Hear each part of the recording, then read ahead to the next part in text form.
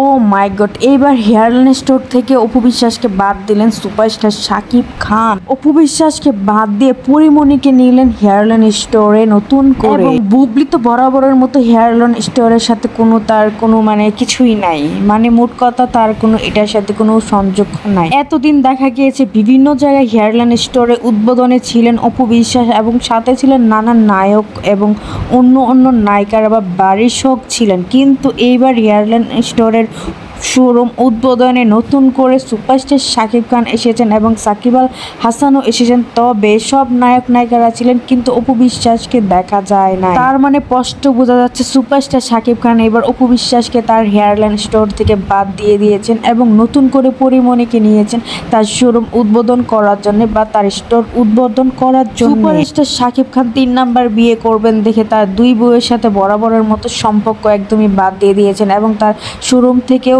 বাদ দিয়ে দিয়েছেন, তার বিজনেসেও অপু বিশ্বাসকে আর রাখবেন না তার জন্য। তাহলে অপু বিশ্বাস কি করে চলবেন এখন? কারণ এতদিন তো অপু বিশ্বাস তার শোরুম উদ্বোধন করেই চলতেন এবং নানান জায়গায় তাকে ভাইরাল হতে দেখা গিয়েছে। বেশ কিছুদিন ধরে অপু বিশ্বাসকে একদম তার নিউজ ফিডে বা তার প্রোফাইলে একদমই কিছুই দেখা যাচ্ছে না। হঠাৎ করে অপু বিশ্বাস কোথায় জানি উধাও হয়ে গেলেন। তো ভিউয়ার্স, আসলে কি অপু বিশ্বাসকে হেয়ারলাইন স্টোর থেকে সুপারস্টার শাকিব খান বাদ দিয়ে দিয়েছে? আপনাদের কি মনে হয়? আপনাদের মতামত অবশ্যই কমেন্ট করে জানাবেন। আপনি যদি আমার চ্যানেলে প্রথমবার ভিডিও দেখে থাকেন অবশ্যই একটা সাবস্ক্রাইব করে রাখবেন। ধন্যবাদ।